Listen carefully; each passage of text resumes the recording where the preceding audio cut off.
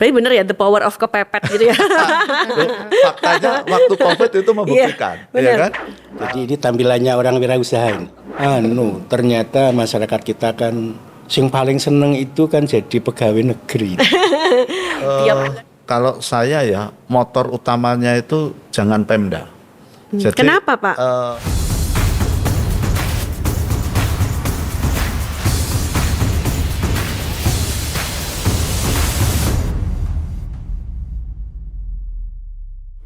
Halo pemirsa, kita berjumpa kembali di kesempatan kali ini tentunya di podcast Teras Kepatihan. Senang sekali saya Artika Amelia dapat kembali hadir menjumpai Anda selama 1 jam ke depan. Nah, hari ini pemirsa kita bakal ngobrolin tentang kewirausahaan. Nah, ini kewirausahaan seperti apa? Nah, hari ini tema yang kita angkat adalah sinergi bersama sebagai strategi peningkatkan rasio kewirausahaan di daerah istimewa Yogyakarta.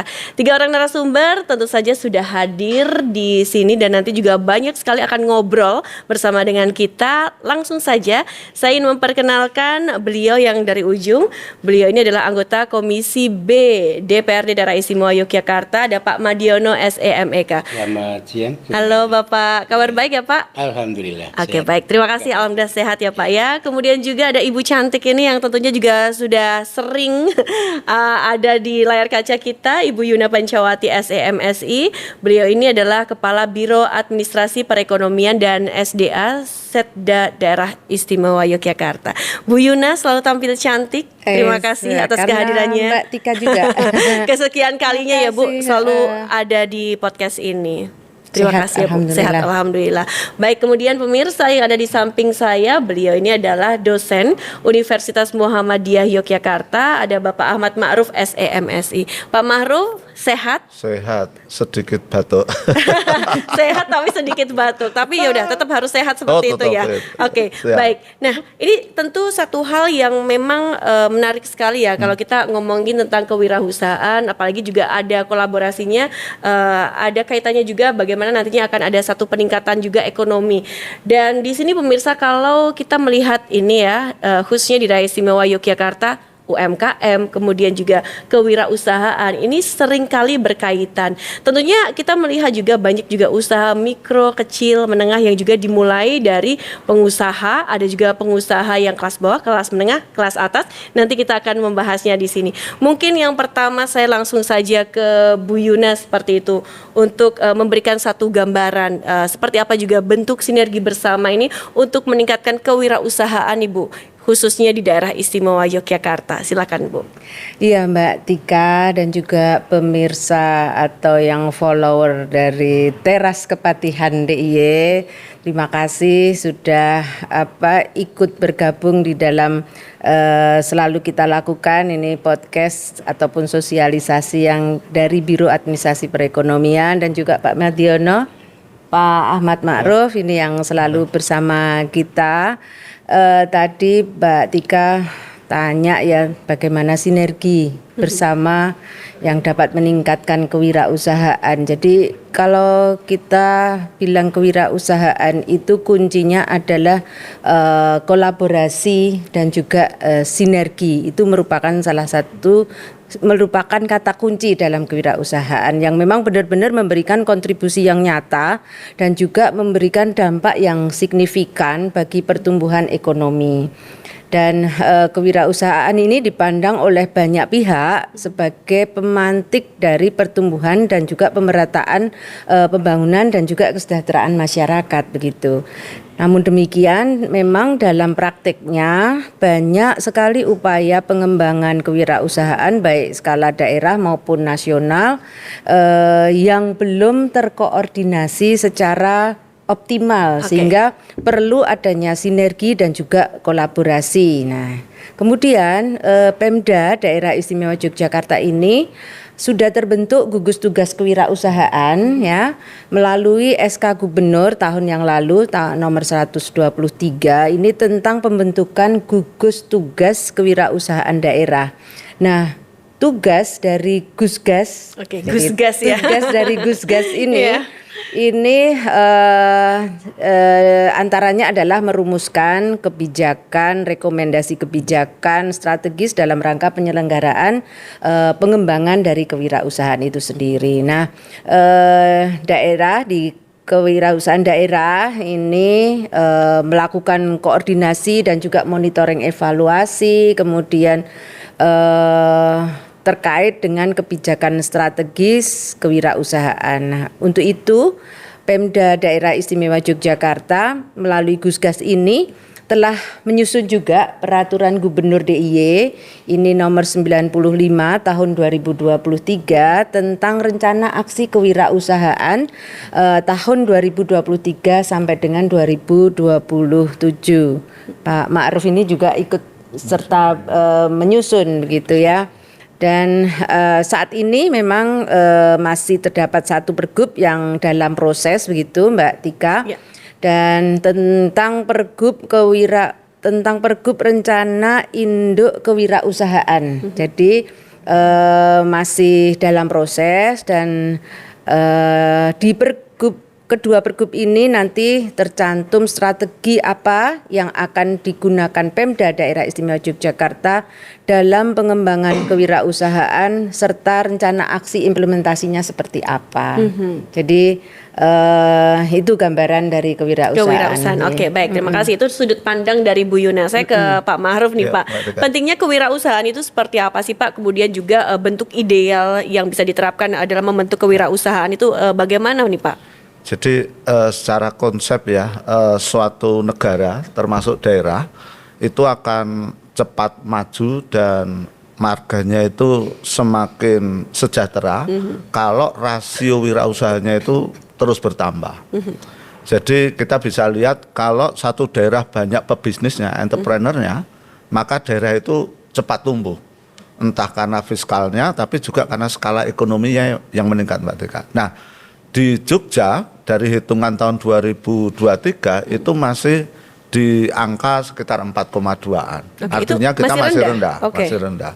Maka saya setuju government Pemda mendorong menggunakan instrumen kebijakannya yang terstruktur, pakai rencana aksi, rencana induknya, lalu yang terpenting lagi actionnya. Nah, action ini nggak mungkin pengembangan kewirausahaan ditumpukan pada pemerintah daerah. Itu justru sangat utopia karena bisnis itu lebih Pemda itu melakukan pengkondisian lingkungannya, lalu motivasi oke lah memberi fasilitasi, tapi yang paling penting dorong adalah si individu atau masyarakat dan itu hanya bisa terbangun ketika komunitas-komunitas terbangun. Contoh bagaimana kelompok atau individu yang selalu berinteraksi dengan para pebisnis dia juga akan ikut pada ranah paling tidak tertarik pada bisnis dan nanti dia akan join bisnis dan seterusnya. Nah, pola-pola inilah yang butuh kolaborasi. Saya sepakat dengan Mbak Yuna tadi, diperlukan satu tindakan nyata bagaimana rasio kita harus meningkat. Ditarget misalnya 7%, ya, 7%. Di luar negeri atau udah 12%. Ya, kita masih 4, Oke, kemudian bagaimana nantinya bisa juga untuk mengubah mindset masyarakat itu sendiri nih, Pak? Ya, bisnis itu ada dua hal. Kita belajar waktu COVID. Waktu COVID itu jumlah pelaku wirausaha pemula tapi ya, itu naik melonjak. Drastis malahan. Pertanyaannya kok bisa langsung ke situ? Karena kepeksa. Kan gitu, kondisi yang terpaksa itu membuat inisiatif dan keberanian ngambil risiko itu muncul. Berarti bener ya, the power of kepepet gitu ya. Faktanya waktu COVID itu membuktikan, ya kan? Meskipun itu dalam kondisi terpaksa sebenarnya, ya kan? Tapi yang sukses dari proses bisnis COVID sampai sekarang yang jadi bisnisnya skala besar itu banyak. Saya nemukan di beberapa forum yang dilakukan oleh Pemda maupun teman-teman pelaku bisnis ya, itu dia cerita, Mas ini warungku dulu berawal dari aku COVID, PHK dan seterusnya. Sekarang justru dia punya karyawan. Nah itu satu sisi. Sisi yang lain memang karena ada inspirasi. Jadi pilihan-pilihan ini sangat dipengaruhi juga oleh lingkungan keluarga dan pendidikan. Kalau lingkungan keluarga sudah membentuk sejak kecil kita diajari bisnis oleh orang tua kita, misal kita sebutlah teman-teman kita etnis Tionghoa itu kok rata-rata jadi pebisnis ulung. Lah dia sejak lahir itu terkondisi seperti itu. Coba teman-teman Padang juga begitu kan, teman-teman Banjar juga Benar, begitu. benar, oke. Itu karena faktor lingkungan keluarga. Sisi yang lain tentu pendidikan. Maka perguruan tinggi di sekarang ini dengan Merdeka Belajar dan sebagainya, seperti kami di kampus itu selalu mendorong bagaimana mahasiswa mulai bergerak, berinisiasi, dan itu bagian dari penilaian kami. Jadi kalau mahasiswa yang sukses merintis usaha, di kelas saya tak kasih nilai A. Wih, langsung. Langsung tak Waduh, kasih oke. A. Ini pas banget nih kalau mahasiswanya Iya. Pak Maruf nonton ya. Wah, pasti. Langsung nilainya Tapi A. harus membuktikan bahwa Oke. bisnis dia Buktinya. sukses. Oke. Suksesnya itu tidak harus omsetnya langsung tinggi, Mbak. Baik. Tapi dia meningkat. Mulai ada yang mulai rintisan, ada yang memang dia meneruskan. Nggak Indikator apa-apa. sukses apa sih? Paling tidak satu ya bisnisnya jalan, Jalan, oke. punya market, ya kan? Dilihat dari omset. Kalau keuntungan belum tentu ya 2-3. Nggak, bagi saya tidak terlalu penting pada keuntungannya. Tapi bisnisnya itu menemukan pasar, ada penjualan, selesai. Itu hitungan saya gitu. Baik. Ya. Menarik banget nih kalau ngomongin tentang bisnis. Tapi Oh, nanti iya, harus. saya ke Pak anggota Dewan terlebih dahulu, Pak Madiano. Baik, Pak. Tapi kalau kita melihat secara nyata seperti itu, memang masih banyak ketimpangan yang terjadi ini dari segi tingkat pendapatan, khususnya bagi masyarakat yang ada di daerah istimewa Yogyakarta. Ada yang kaya, tapi banyak juga yang miskin. Bagaimana Bapak bisa melihat fenomena semacam ini, Pak? Oke. Baik, terima kasih Mbak Tika. Tapi sebelum bicara itu, saya justru pengen ngoreksi diri dulu. Jadi ini tampilannya orang wirausaha ini. Oh, tapi tidak usah ada yang kayak gini juga, Pak. Nggak perhatian gitu. Iya. Walaupun saat ini harus bicara atas nama Dewan. Iya. Bisnis. Pertama saya sering mengatakan bahwa ya tidak salah orang kemudian pengen meniti kehidupannya melalui seperti Bu Yuna sebagai ASN atau di perusahaan BUMN atau perusahaan besar yang lainnya. Tetapi juga saya sering mengatakan juga tidak ada ruginya ketika orang kemudian merintis di bidang wirausaha sejak dini.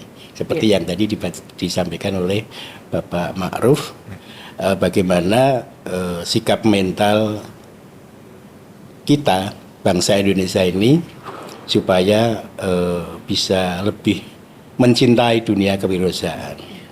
Nah, berkenaan dengan ketimpangan itu tadi, ini seiring dengan tadi yang sudah disampaikan oleh Bu Yuna, bahwa pemerintah daerah istimewa Yogyakarta ini berkonsentrasi atau memberikan prioritas lah, paling tidak saya mengatakan begitu, melalui OPD terkait, salah satunya yang dibidangi oleh Bu Yuna, bagaimana agar masyarakat ini untuk bisa bergairah di bidang kewirausahaan. Masih lesu apa, Pak? Bukan, ya mungkin kalau lesunya itu gimana ya? Yang jelas itu kalau di sisi lain saya suka mengatakan bahwa dunia wirausaha hanya berhenti di pikiran, tidak berani mencoba. Nah, actionnya itu, Pak. Actionnya Kadang, itu, waduh, nah. iya. Nah, oleh karena itu, ini sebagai bukti nyata tentang apa yang kita lakukan. Secara kedinasan tentu kami mengawasi OPD terkait untuk bagaimana menjalankan program yang terkait dengan masalah kewirausahaan. Kami sendiri di Dewan ketika kemarin sosialisasi Perda, saya juga memilih Perda nomor 11 tahun 2018 tentang kewirausahaan. Nah, sehingga bagaimana cinta kita terhadap dunia kewirausahaan yang sedemikian sebenarnya bagus ini untuk kemudian bisa diterapkan di masyarakat umum. Nah, ini memang kami juga memberikan perhatian yang cukup juga. Salah satu di antaranya berkenaan dengan kebetulan kami ini juga sedang dalam perjalanan menuju ke tahapan akhir dari pansus LKPJ Gubernur tahun 2023. Nah, beberapa poin yang belum bisa terlaksana ini kan tentang pengentasan kemiskinan. Kemiskinan. Nah, Salah ini satunya dia. itu. Betul. Nah, ini kan acara-acara seperti ini menjadi sesuatu yang sangat menarik, yang harus kita support, yang harus kita dorong. Kami sangat bergairah. Tadi saya berangkatnya sudah jam 1:30 sudah sampai sini nih. Saking bergairahnya. Iya, oke. Saking semangatnya kalau bicara tentang kewirausahaan. Supaya kita bisa berani mencoba mencintai tentang dunia kewirausahaan. Nah, dengan begitu nanti ketimpangan yang terjadi ini bisa semakin mengecil. Nah, dunia wirausaha ini kita terus support, kita terus kembangkan dalam rangka untuk meningkatkan kesejahteraan. Meningkatnya kesejahteraan berarti menurunnya angka kemiskinan. Kemarin di forum kedinasan bahwa di DIY yang ternyata di samping ada yang cukup, ya ada yang masih cukup besar untuk yang miskin, tetapi juga masih ada yang miskin ekstrim, gitu ya Bu ya, miskin ekstrim. Nah, kami sampaikan kepada OPD, kepada gubernur, bagaimana yang miskin ekstrim ini segera bisa kita selesaikan. Bahkan untuk mengangkat slogan baru, istimewanya Yogyakarta itu terbebas dari kemiskinan. Nah, dengan begitu ketimpangan ini bisa semakin bisa kita atasi gitu. Begitu Mbak. Oke, baik. Jadi ini artinya juga masyarakat pun juga harus memiliki mental untuk menjadi seorang wirausaha gitu juga ya Pak ya. Dan dari Dewan sendiri juga support Pak. Support sekali ya. Jadi terutama saya, kebetulan saya berlatar belakang seorang wirausaha. Tentu saya sangat berkonsentrasi di situ, sangat concern di situ.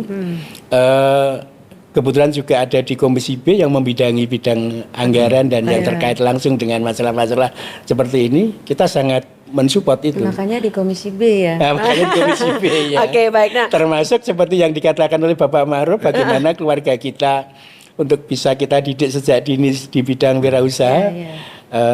Kita coba, sudah kita praktekkan Mas Ma'ruf ya, sudah kita praktekkan. Dan alhamdulillah sudah ada hasil. Sudah ya, oke baik. Jadi sudah ada contohnya begitu ya. Ini politisi yang sukses di bisnis. Nah, jadi artinya kan gini, menjadi seorang wirausaha itu tidak harus pure di wirausaha, tapi kita bisa juga dengan pekerjaan-pekerjaan yang lainnya juga ya Pak ya. Terbukti bisa itu. Ya bisa ya.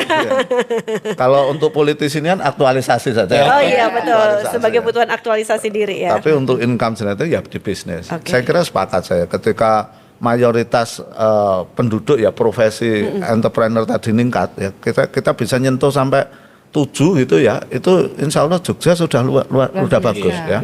Karena itu kan indikatornya udah pakai indikator mapan. Jadi biasanya orang ukurnya 4, 7 itu kan dari jumlah wirausaha yang tanda petik mapan ya, yang sudah berlangsung 3 tahun, mempekerjakan karyawan kan gitu ya. Lalu bisnis jalan terus dibagi angkatan kerja. Nah, kali 100%. Nah, kalau rasio itu terus bertambah, artinya apa? Anak-anak muda yang lulus dari SMK dan perguruan tinggi, SMA termasuk, itu kalau toh dia nggak bisa berbisnis, tapi dia dapat kesempatan kerja yang diciptakan oleh para wirausaha ini. Jadi nggak mungkin juga semua penduduk jadi bisnis, tetapi para pebisnis itu akan geret gitu lah istilahnya ya, akan menyerap tenaga kerja khususnya fresh graduate. Nah ini kan tadi berbalik mengurangi problem daerah seperti tingkat pengangguran terbuka. Jogja ini tadi Mas juga nyampaikan agendanya itu kan kemiskinan, ketimpangan, lalu TPT tingkat pengangguran terbuka itu memang tantangan yang nggak gampang untuk Jogja. Kita lihat aja teman-teman mahasiswa saya juga sudah jauh-jauh dari luar Jawa kuliah di sini, selesai itu ya nggak balik ke daerah mboten. Pengen di Jogja aja Pak. Yo todone yo ya itu Mas.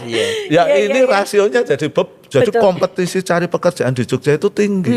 Itu nggak bisa makanya lihat indikator salah satunya apa? UMR kita nggak terlalu kompetitif. Artinya rendah gitu loh di mata pekerja. Itu kenapa? Karena supply dari tenaga kerja kita itu banyak. Ya ini hukum alam aja, kecuali kebijakan tadi kan, sehingga UMR ya harus terpaksa dinaikkan.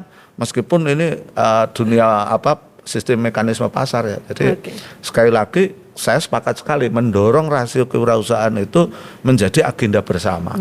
Eksekutif, legislatif dan dunia usaha. Dunia usaha itu seneng loh. Kalau bisnisnya berkembang, nggak ono bisnis berkembang kok sedih. Iya Mas. Bisnis berkembang seneng. Ya toh? Muncul pengusaha baru itu bukan berarti kompetitor. Bisa jadi itu justru aglomerasi market.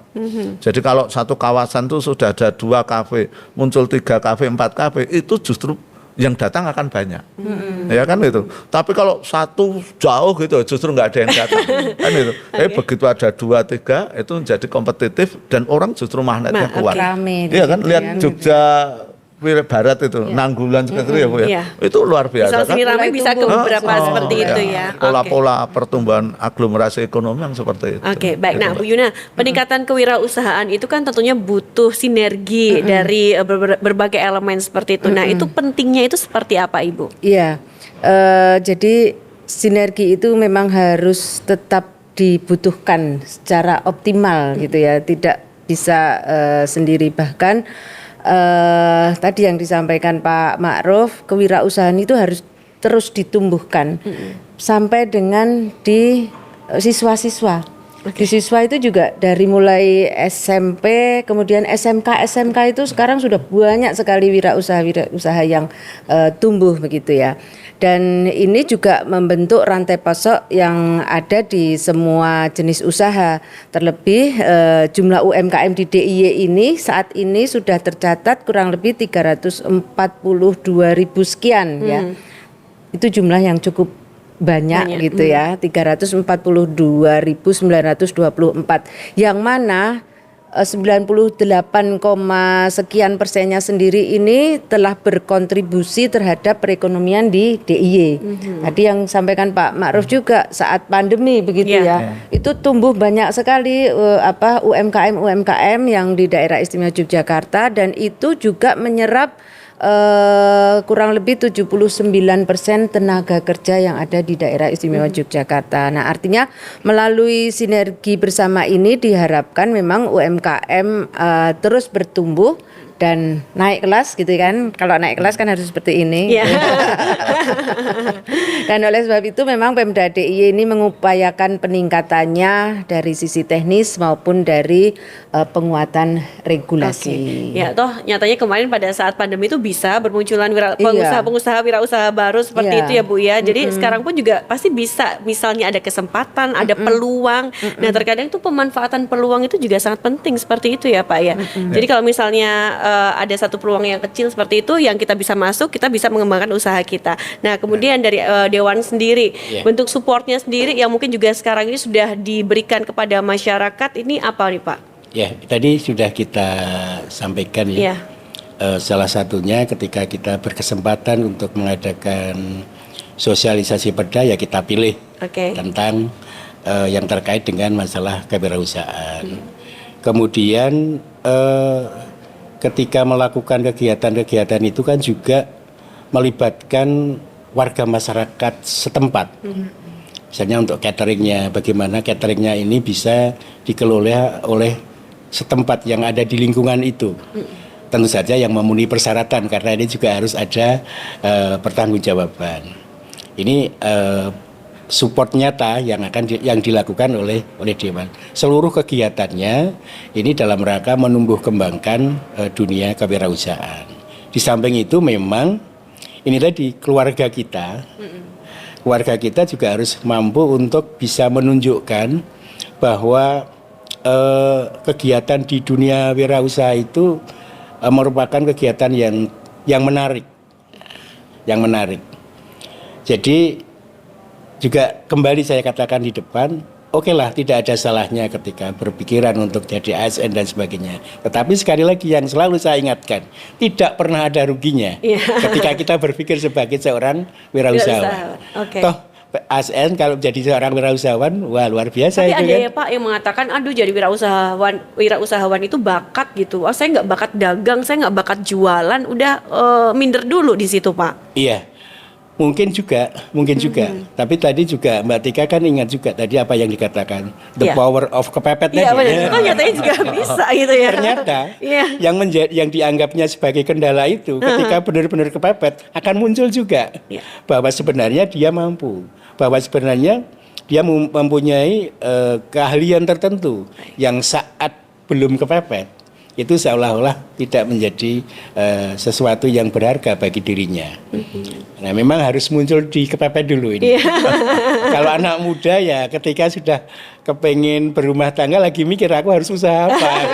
Tapi tantangan terbesar yang dihadapi sekarang ini apa sih Pak? Selain mungkin perkembangan zaman, mau nggak mau kita harus mengikuti tuntutan zaman yang mungkin dulu kalau kita jualan itu hanya bisa di rumah, sekarang online dan lain sebagainya. Iya. Tantangan yang lain apa nih misalnya Pak? Ini ya mindset. Nyun sewu ya Ibu Yuna. Ternyata masyarakat kita kan sing paling seneng itu kan jadi pegawai negeri. Tiap bulan lumayan gitu ya. Nah, walaupun bagaimana, jadi ini susah ya. Ketika ada lowongan ASN luar biasa peminatnya begitu ya. Bahkan sampai menempuh hal-hal yang tidak dibenarkan. Kemudian yang terbuka tentang dunia wirausaha dia abaikan. Padahal kalau kemudian kita berani mempraktekkan untuk mencapai tingkat kesejahteraan, ya insya Allah lah, gitulah. Ya insya Allah lah gitu. Tapi memang harus pakai insya Allah. Berbeda dengan ASN ini kan sudah dipikirkan oleh negara itu. Jadi itu mindset, Mbak. Mindset. Ya. Kebetulan juga ini sekarang di era teknologi informasi yang demikian pesat ini, kemudian mereka banyak nina bubukkan, tidak dimanjakan, banyak disibukkan dengan kegiatan nge-game. Nah ini mukanya juga menurunkan kreativitas, menurunkan kemampuan untuk berpikir realistis, justru mengembangkan hal-hal yang tidak rasional. Saya mengatakan begitu. Nah, bagaimana ini juga menjadi perhatian kita selaku orang tua terhadap anak-anak kita agar supaya paling tidak bisa terkendalikan lah terhadap kegiatan-kegiatan yang tidak produktif tersebut. Saya kira begitu, Mbak. Oke, baik, terima kasih Pak. Nah, Pak Ma'ruf, kemudian bagaimana karena memang sekarang ini banyak sekali tantangan yang memang harus dihadapi oleh para wirausaha seperti itu, apalagi pada saat pandemi kemarin yang mungkin biasanya dengan kita cuannya banyak, tiba-tiba pandemi jeblet, nggak ada segala macam. Kemudian apa mungkin hal-hal yang juga harus bisa dimiliki oleh wirausahawan, memiliki mental baja atau mental yang seperti apa sehingga semuanya itu bisa berjalan dengan baik. Ya. Jadi ada satu sikap yang pokoknya orang Jawa itu menurut saya udah benar. Pokoknya obah mamah ya Mas.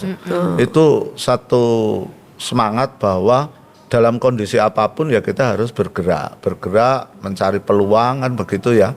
Yang sekarang jadi tantangan kan tentu persaingan ketika di level yang memproduksi barang. Kita ini ketika dihadapkan dengan produk impor, ini secara umum ya, secara umum kita ya kalah dari sisi satu harga.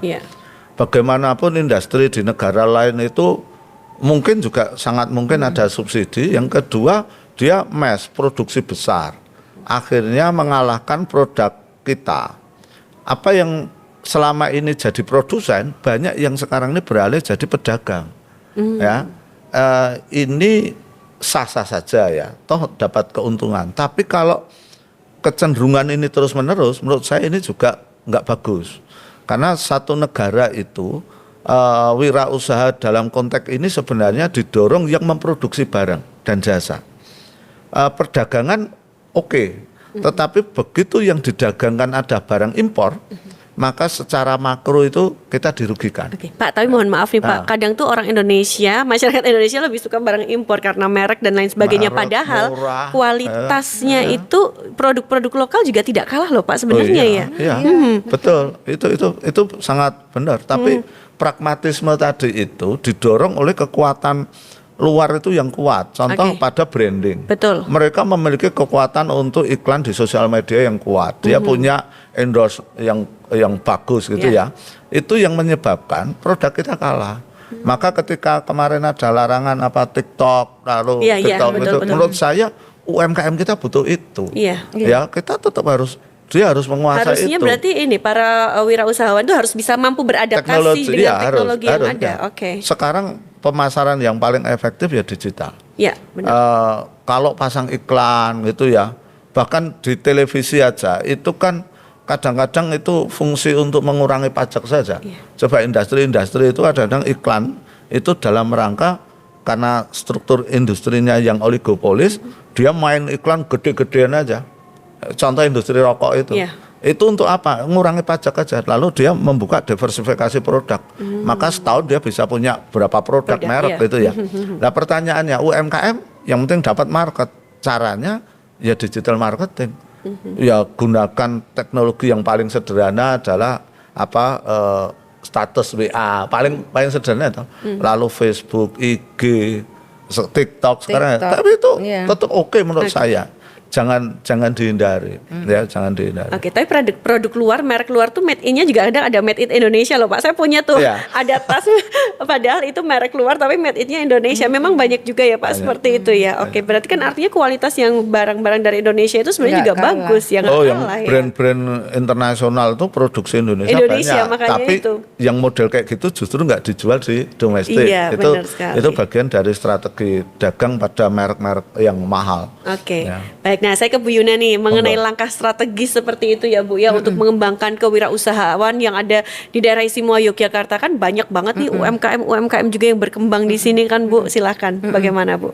Iya, jadi begini Mbak, sesuai dengan pergub kita, pergub yang renaksi dan kewirausahaan, rencana induk kewirausahaan daerah, ini ada 3 tahapan yang harus difokuskan di strategis yang difokuskan di situ. Yang pertama adalah tahap penyadaran gitu, kemudian tahap pengembangan dan juga tahap pemantapan. Adapun implementasi dari strategi yang dilakukan untuk pengembangan kewirausahaan itu merupakan yang pertama adalah menghidupkan titik-titik penjualan strategis untuk mendorong pelaku usaha mikro atau ultramikro. Kemudian bagaimana bisa memberikan layanan informasi dan juga pendampingan perizinan, pembiayaan, kemudian pemasaran dan juga pengembangan produk. Kemudian juga bisa memetakan ketepatan sasaran dan mengantisipasi adanya tumpang tindih pendampingan dari antar OPD begitu ya. Dan juga pemberian hibah, jangan sampai ada tumpang tindih begitu. Misalnya dari OPD terkait bisa dihibahkan mesin tapi di OPD yang lainnya jangan sampai bersama begitu. Tentunya dari Pak Madiono juga bisa memilah dan memilih bagaimana nanti bisa memberikan arahan kepada OPD terkait begitu ya Pak Nye. Kemudian juga dari sisi kami itu menyiapkan regulasi dan kebijakan yang memang mempermudah pergerakan daripada UMKM itu sendiri. Melalui biro ini telah disusun Pergub nomor 47 tahun 2022 tentang pedoman pengelolaan data UMKM dan juga Pergub DIY tahun 2003 tentang renaksi kewirausahaan tadi tahun 2023 sampai dengan tahun 2027.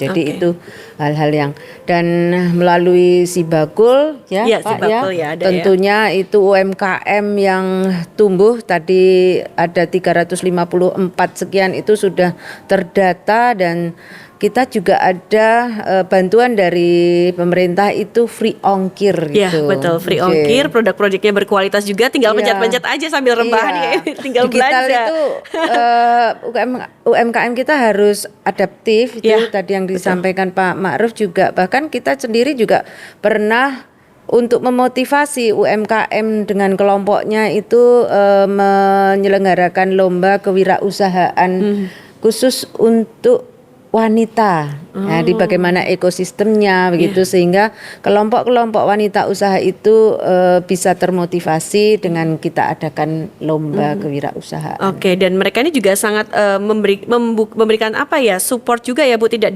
hanya dari dewan, kemudian juga dari instansi, Iya. kemudian juga masyarakat UMKM mereka Iya. juga akan terus berkembang seperti itu. Iya. Nah, kemudian Pak Madiono ini kan tentunya support terus dilakukan, kemudian tidak hanya melakukan sosialisasi, nah pendanaan juga seperti itu ya Pak. Nah, kemudian kalau dari Bapak sendiri melihat sebenarnya apa sih Pak yang mungkin saat ini para pelaku UMKM atau wirausahawan yang ada di daerah istimewa Yogyakarta yang memang perlu harus ditingkatkan kembali begitu Pak? Oke, ya ini kalau peran dari Dewan ini kan salah satu tugasnya itu kan adalah di bidang pengawasan. Perdana sudah ada, Perda nomor 11 tahun 2018. Kemudian tadi sudah ditindaklanjuti melalui Pergub dan sudah ada implementasi dari OPD terkait. Nah, oleh karena ini tinggal ketika itu semua sudah mencapai sasaran yang sesuai, nah ini merupakan bukti nyata usaha kita untuk meningkatkan dunia kewirausahaan. Kembali bahwa nanti ke tahun 2024 ini syukur bisa selesai tentang miskin ekstrim. Tahun 2025 syukur bisa selesai tentang miskin. Optimis ya Pak? Optimis. Kemudian ada lagi yang rawan miskin, ini juga harus kita antisipasi. Maka ini harus ditumbuh kembangkan dunia kewirausahaan. Karena yang rawan miskin ini ketika nanti tidak bisa menangkap peluang untuk meningkatkan kesejahteraan diri, bisa jadi turun menjadi miskin dan sebagainya. Ini sesuatu yang tidak akan berakhir, yang terus akan bergulir. Dan ini menjadi pekerjaan rutin kita hingga kemudian nanti mencapai tingkat kesejahteraan yang kita harapkan. Jadi kami mitra kerja dari legislatif maupun eksekutif ini, ya alhamdulillah untuk DIY ini sinergi yang dalam arti yang positif ya, sehingga program-program yang telah dicanangkan oleh eksekutif ketika kemudian kita coba kita pantau, kita awasi melalui mekanisme yang ada itu memang benar-benar sudah dilaksanakan. Hanya memang ada kemarin ketika laporan BPK itu masih ada temuan. Nah ini juga menjadi PR tersendiri. Karena itu juga akan menjadi salah satu penghambat tumbuh kembangnya dunia kewirausahaan. Temuan yang seperti apa nih Pak misalnya? Ya misalnya temuan untuk bantuan hibah yang ketika dicek oleh BPK di lapangan tidak sesuai misalnya. Ini kan perlu juga menjadi perhatian. Nah ini apakah dewannya yang lengah atau bagaimana? Ini kan juga perlu menjadi perhatian bersama. Intinya kalau saya pribadi itu konsentrasinya bagaimana apa yang menjadi hak rakyat yang sudah diprogramkan oleh pemerintah, khususnya pemerintah daerah, yang itu memang bisa kita kawal, itu sampai kepada masyarakat yang bersangkutan. Nah ini kalau itu sudah bisa sampai, saya yakin bahwa tingkat kesejahteraan di DIY ini akan meningkat secara otomatis. Baik, tapi mohon maaf Pak, untuk masalah pendampingan itu pasti nanti akan diberikan kepada dinas-dinas terkait seperti itu, atau Dewan pun juga mungkin ada waktu untuk melakukan pendampingan kepada para kalau pendampingan secara intensif enggak. Tidak ya Pak ya, paling supervisi aja lah gitu. Kemudian kita kan juga ada fasilitas public hearing. Nah, ketika public hearing mungkin tidak menutup kemungkinan bahwa masukan dari masyarakat itu salah satunya adalah tentang kewirausahaan. Kalau misalnya itu butuh pendampingan, yang tepat itu pendampingannya dari mana, kemudian kita tinggal mencalurkan melalui OPD yang terkait. Gitu. Baik. Nah Pak Ma'ruf, kemudian bentuk sinergi juga yang bisa dilakukan seperti itu untuk meningkatkan rasio kewirausahaan ini apa aja Pak yang bisa mungkin saat ini bisa diterapkan? Kalau saya ya, motor utamanya itu jangan Pemda. Jadi, kenapa Pak? Karena Pemda itu lebih pada satu pengambil kebijakan sudah dilakukan, memfasilitasi sudah teranggarkan kolaborasi dengan Dewan. Tapi yang bisa mendorong dengan cepat entrepreneur itu kelompok entrepreneur itu sendiri.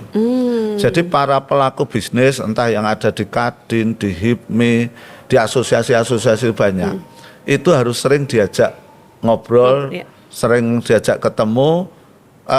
Pada hakikatnya ketika terbangun supply chain atau rantai pasok, mereka juga diuntungkan. Jadi saya punya kolega, dia bisnis batik bagus. Dia nggak mungkin memproduksi sendiri, tapi ketika dia mendampingi kelompok batik, akhirnya dia dapat input bahan batik yang bagus juga. Sehingga ketika dia menciptakan wirausaha baru berbasis kelompok, berbasis macam-macam ya produk lokal itu, bisnis dia tetap jalan juga, tidak mengurangi atau menjadi kompetitor, tapi justru bagi rantai pasok. Nah itu yang saya maksud, kolaborasi itu harus sering dengan asosiasi bisnis. Yang kedua, jangan lupakan supply SDM dalam artian tempat pendidikan itu kan ada di SMK, ada di perguruan tinggi. Nah, itu harus tetap ada kolaborasi. Maka di sekolah-sekolah menengah itu kan memang kalau kita lihat ya, entrepreneur itu justru yang paling banyak itu bukan lulusan perguruan tinggi. Ya, banyak justru yang dari middle itu. Bahkan ya, teman-teman atau alumni saya ya, yang sukses bisnis tinggi itu kadang-kadang IP-nya justru nggak terlalu tinggi. Karena apa? Karena dia memiliki karakter tadi, risk taking-nya itu lebih kuat. Bisnis Maman mungkin lebih paham karena dia pelakunya. Mengambil risiko itu cara yang berat tapi harus ditempuh. Nah, hanya orang-orang yang berani yang melakukan risk taking itu sehingga dia berani mengambil keputusan untuk bisnis. Ya. Dan itu kadang-kadang dia komunitas-komunitas yang tadi itu justru IP-nya tidak terlalu tinggi itu ya, tapi terbangun komunitas. Dan itu saya senang, bukan karena IP-nya rendahnya, tapi mau mengambil keputusan untuk tidak tadi menjaga ke lowongan pekerjaan, entah itu ASN, entah itu pegawai di satu perusahaan, tapi dia berani mencoba. Nah, fasilitasi yang harus terus dilakukan adalah satu, misalnya adalah memfasilitasi regulasi, jangan, karena sekarang ini mulai agak takut juga karena pajak, ada ancaman pajak naik dan sebagainya, itu membuat orang itu jadi apa ya, bagaimana cara menghindar, kan begitu. Nah, kalau masih baru tapi sudah ditakut-takuti kamu harus pajak dan sebagainya, itu membuat apa ya, ya daya tempurnya itu menjadi kurang. Yang kedua adalah fasilitasi pada akses.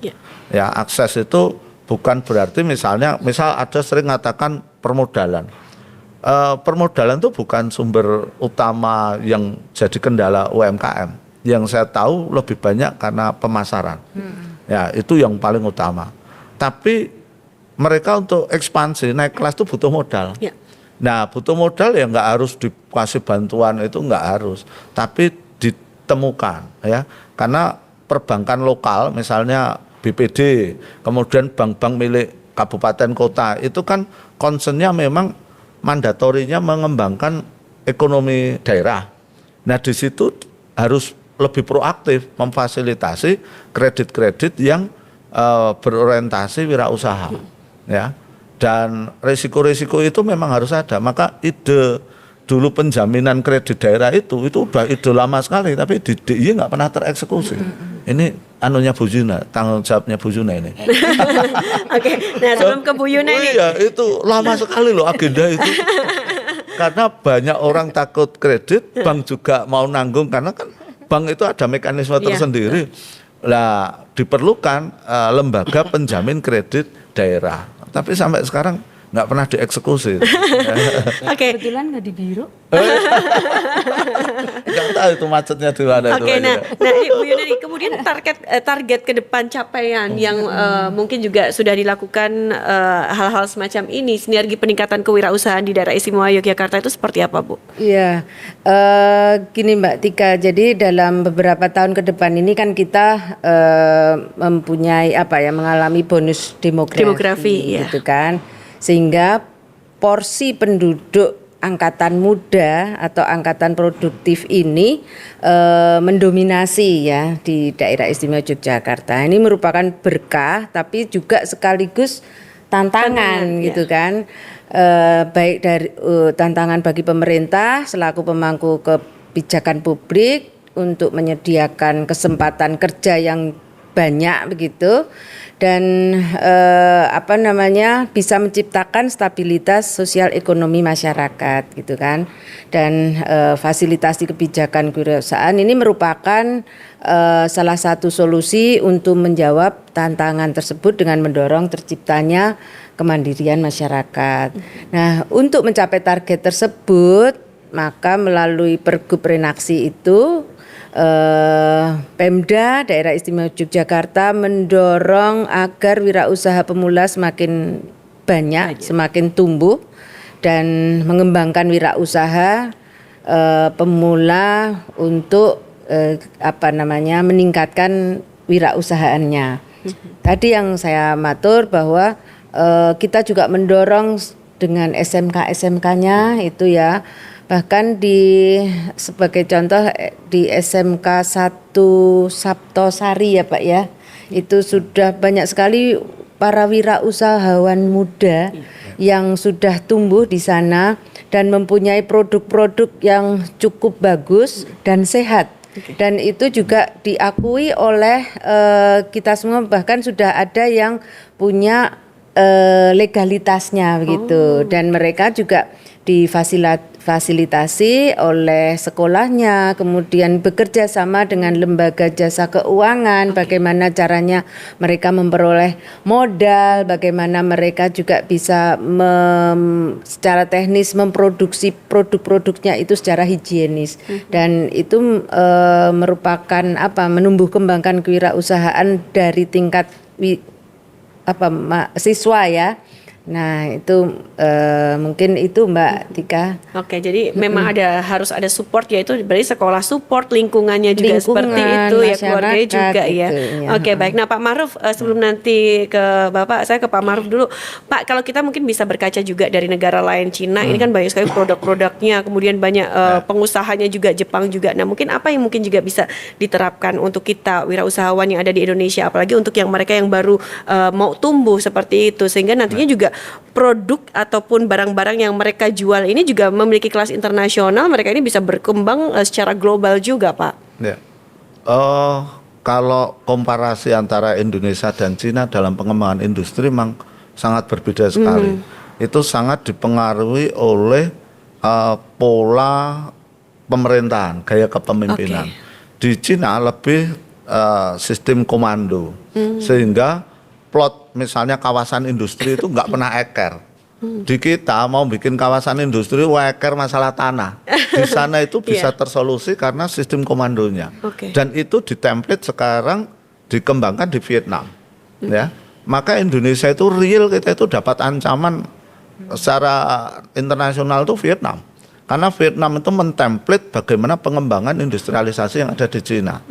Sisi yang lain adalah dengan pola yang terkonsentrasi seperti itu, masif, maka pasti akan skala ekonomi tinggi.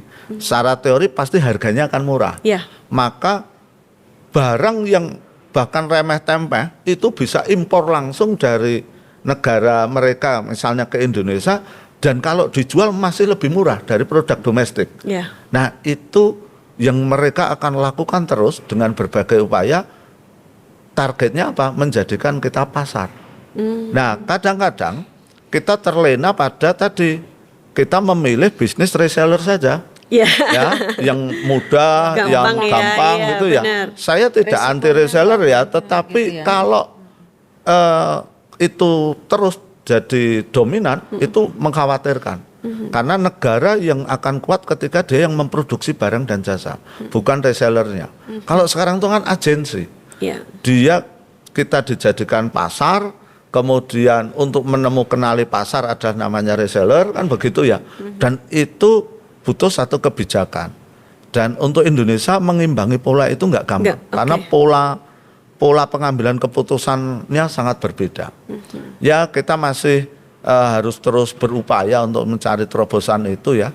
Termasuk kayak gini tadi, fasilitasi. Saya ingat ya, gedung yang kita lakukan ini kan di PDN.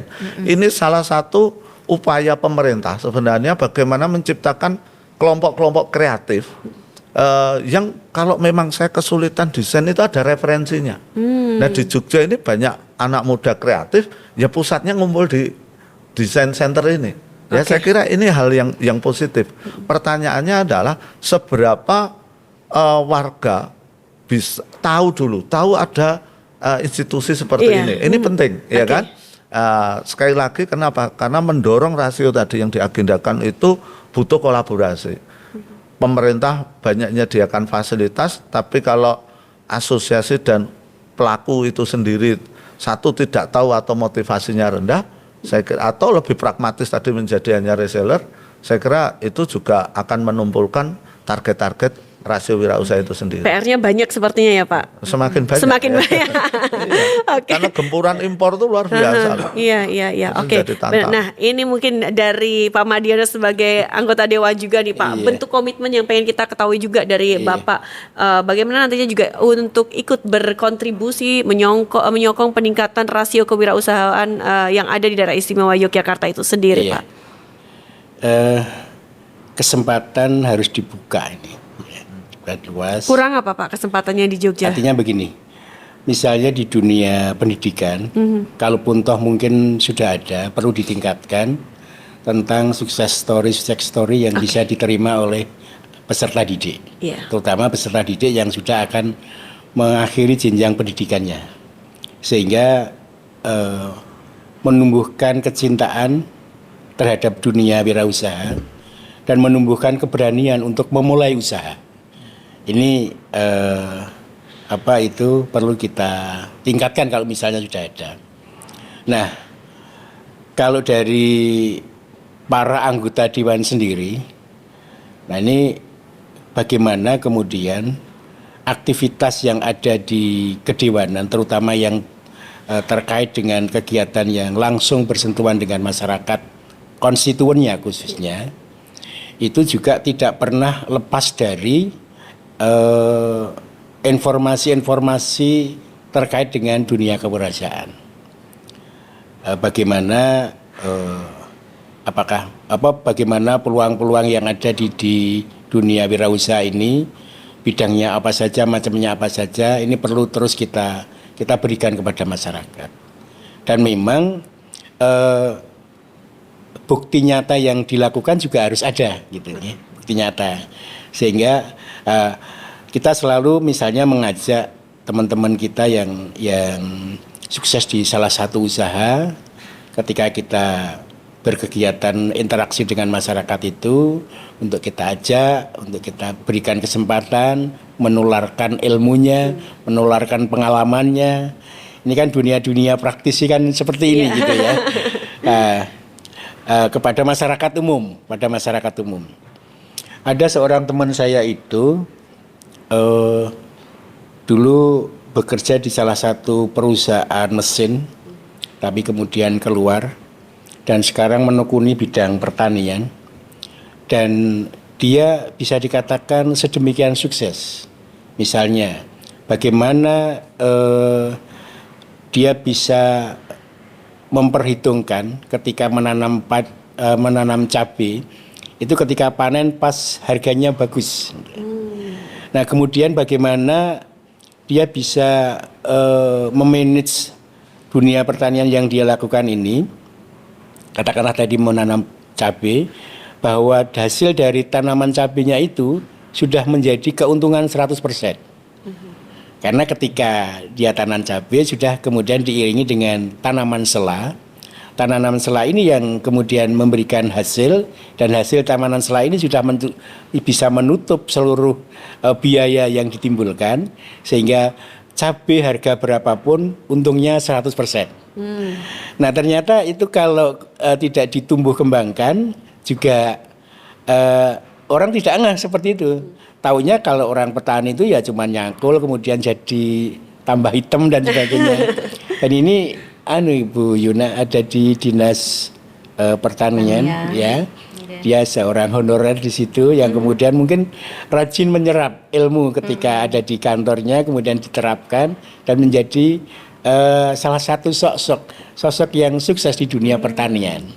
Ini juga sesuatu yang mungkin dia tidak pernah terbayangkan ketika dia sekolah, ketika dia mengawali kehidupannya melalui bekerja di perusahaan permesinan, yang sekarang justru suksesnya di dunia pertanian. Nah, sedemikian luasnya sebenarnya dunia kewirausahaan ini yang nanti bisa kita raih. Oke, sebenarnya artinya kesempatan peluang itu akan selalu ada ya, tergantung Selalu bagaimana ada. kita ini mau menggunakan kesempatan itu atau tidak. Betul, termasuk bagaimana kita mau belajar atau Mau tidak. belajar atau tidak. Dan memulai atau Kadang tidak. itu gitu. actionnya itu loh Pak. Wah, udah punya niat di sini pengen ini itu, tapi actionnya aduh maju mundur itu yang terkadang masih ada di dalam seseorang seperti itu menjadi wirausahawan. Oke, nah Bu Yuna, ini kalau kita ngomongin tentang aspek yang menentukan keberhasilan peningkatan rasio kewirausahaan yang ada di daerah istimewa Istimewa Yogyakarta. Ibu mungkin Iya. bisa menjelaskan bagaimana ini, Bu?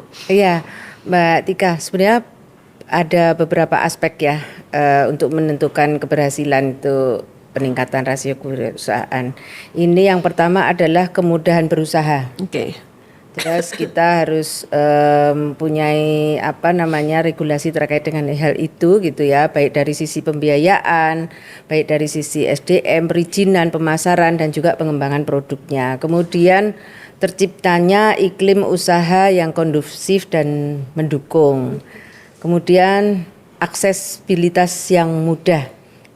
Aksesibilitas yang mudah itu tentunya wirawirinya usaha produk itu mudah, kemudian wirawirinya akses keuangan pun juga dipermudah gitu.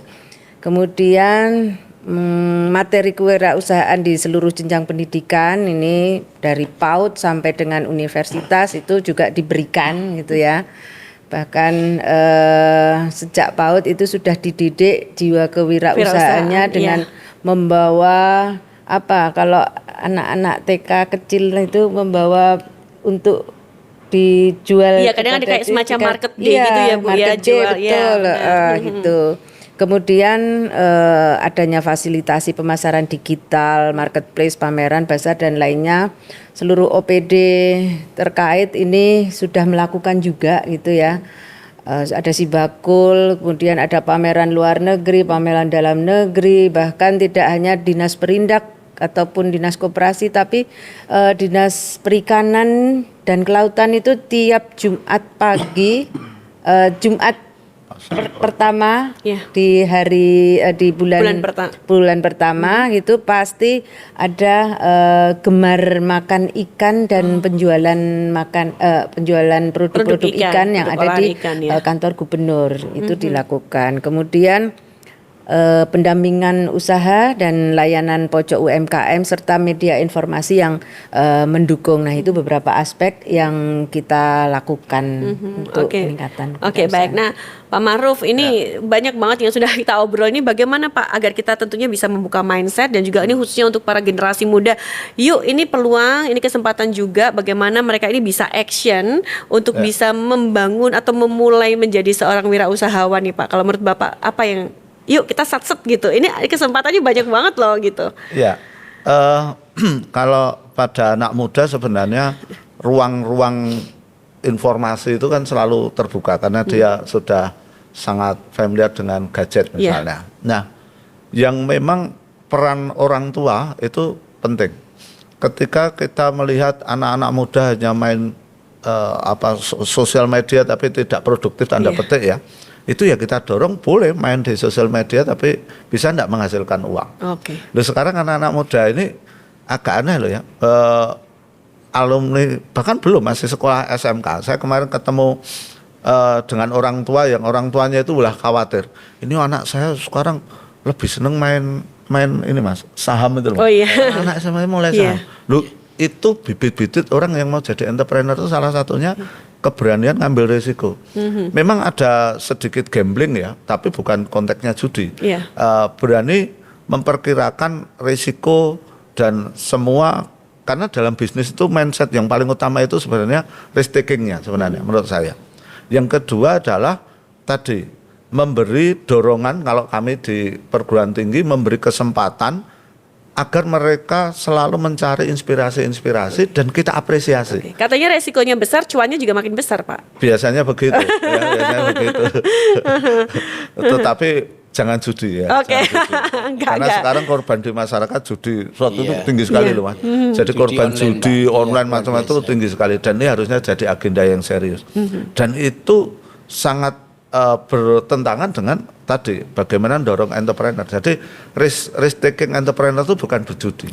Karena risiko yang terukur dengan target satu yang dia capai, misalnya penjualan atau orang nyebut omset atau bahkan langsung keuntungan. Oke, Itu. baik. Terima kasih Pak Ya, Ma'ruf. Ini yang terakhir sama-sama. nih karena waktunya mepet banget Bu Betul. Yuna. Mungkin closing statement ada juga harapannya yang disampaikan juga kepada masyarakat atau juga pemirsa yang nonton podcast hari ini, Bu. Silahkan. Ya, Mbak Tika dan juga pemirsa sekalian, tadi sudah banyak sekali disampaikan. Tentunya terkait dengan kewirausahaan ini sudah ada kebijakan, ada regulasi dan juga ada fasilitasi ini yang memang diharapkan tepat ya. Dan ini perlu dikuatkan dan sudah ada penguatan Instruksi Gubernur nomor 27 tahun 2022 terkait dengan kolaborasi, sinergi dan juga inovasi untuk pengembangan potensi lokal itu sudah ada, dan tentunya mari masyarakat khususnya daerah istimewa Yogyakarta kita berwirausaha. Mulai dari PAUD sampai dengan universitas, bahkan kelompok-kelompok wanita usaha tidak terbatas oleh usia untuk peningkatan kewirausahaan khususnya UMKM di daerah istimewa Yogyakarta untuk UMKM naik kelas. Naik kelas. Oke, baik. Terima kasih, luar biasa sekali. Tepuk tangan juga boleh nih. Terima kasih ya Pak Madiono, Bu Yuna dan juga Pak Ma'ruf. Semoga juga obrolan ini bisa memberikan kacamata kita juga agar bagaimana kita ini bisa mengawali menjadi seorang wirausaha gitu kan. Jadi habis nonton podcast ini, waduh ternyata sekarang pun saya juga bisa menggunakan sosial media saya untuk langsung kita jualan. Ya reseller dulu nggak apa-apa ya Pak Ma'ruf ya. Kemudian nanti jadi produsen ya. Oke, baik pemirsa, terima kasih untuk Anda yang sudah hampir 1 jam ini kita ngobrol banyak banget. Semoga juga bisa bermanfaat untuk Anda, dan tentu saja saya mengucapkan kembali terima kasih kepada narasumber yang sudah hadir di sini, dan juga terima kasih kepada Biro Administrasi Perekonomian dan Sumber Daya Alam Setda Daerah Istimewa Yogyakarta, dan juga luar biasa sekali untuk yang mendukung acara hari ini Pusat Desain Industri Nasional Yogyakarta. Akhirnya saya Artika Amelia pamit undur diri, dan kita akan berjumpa lagi di lain kesempatan. Sampai jumpa.